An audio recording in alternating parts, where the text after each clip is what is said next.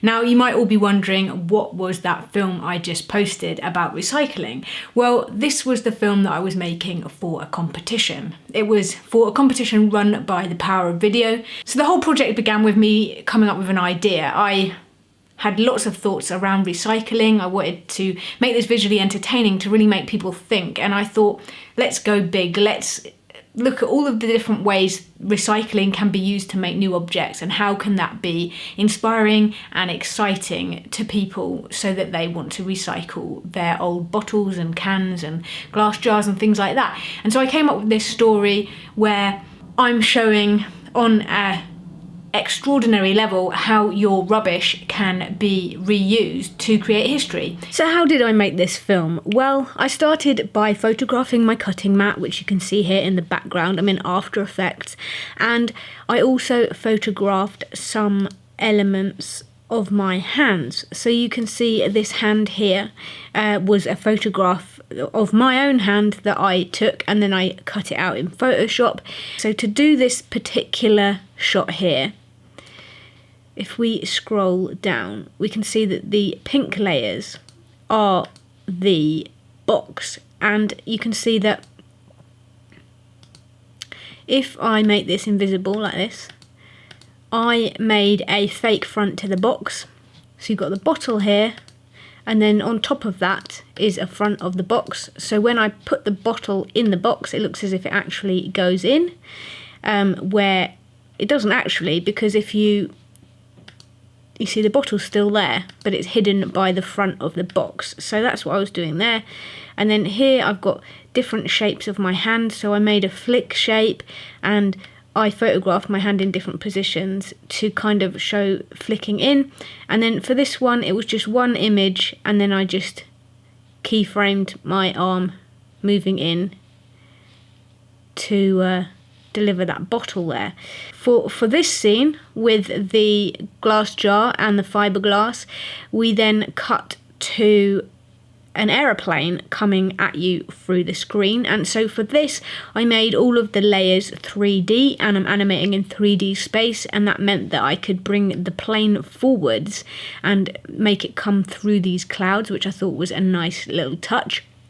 Also, you can see that the cutting mat is a slightly different colour, and for that I simply selected my cutting mat layer and I put a hue saturation onto the cutting mat, and you can see here that I keyframed where the cutting mat changes colour, and I changed the colour slightly for a hot sunny place as well, because I wanted it to look a little bit more exotic.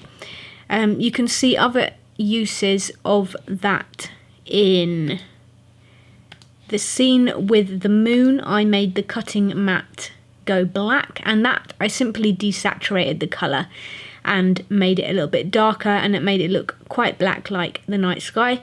So I did that for the moon. And here for this part with the rocket, you can see that I added some cotton wool clouds for the smoke, and because just before a rocket's going to go off, all that smoke's billowing at the base. I did those on a dropped opacity, so they're semi-transparent. And then to get this wiggling effect, which, you know, that would take a while to animate, instead I selected all of my cotton layers, you can see here. And what I did was I added a wiggle expression. So if you go over to the effects and presets panel, there are some effects, and you can type in wiggle, if you spell it correctly. You can type in wiggle like that, and I put on gelatin, which makes it wiggle in all different directions. You can choose to have it wiggle in different positions, or you can manually add an expression as well. But if you're new to After Effects, the most simple way is to use these effects and presets here. And I felt that that gave a really good effect, and I quite liked how it looked. Most of what I'm doing in this entire animation, I'm just animating the scale, the rotation, and the position of things. So if we go to another scene, you can see my hand pulls those bottles across. Now, when you're animating multiple objects, multiple layers in After Effects, you can do stuff where you can parent layers to other layers. So in this particular composition, I was only animating one bottle, and the other 2 bottles there are parented to the first bottle. So you can see here we have got bottle 20 and 21 are parented to the layer 22. And then I parented layer 22 to the hand. So all I'm doing is animating this hand moving across like this. That's all I'm doing. 2 keyframes, and it just by parenting all those layers together, the bottles are following what the hand does. For this part with the water coming in, this was an image again similar to the recycling bin that I showed you earlier. I had a water front and a water back, so it all comes in, and as it rises up, the front water goes over some of the swimming trunks. I made all of this in Photoshop, so you can see this is a separate layer, so it looks as if the swimming trunks are partially submerged in the water. I can give you a few tips in After Effects if you want. I know this isn't the normal thing for this channel. If you are wanting to animate a layer, so let's say we want to animate this recycle logo here. If you want to animate position on that layer, a quick shortcut, you just tap the P and it will drop down position. If you wanted to do rotation, hit R and it changes to rotation. If you wanted to do opacity, hit T and it goes to opacity. Another really cool thing, so we have a bottle here. I'm going to show you another tip that I have for making really good animation in After Effects. We have a bottle. Let's stick a couple of keyframes on. So position. We shall put a keyframe here, move along a little bit, and we'll just drag that bottle, right?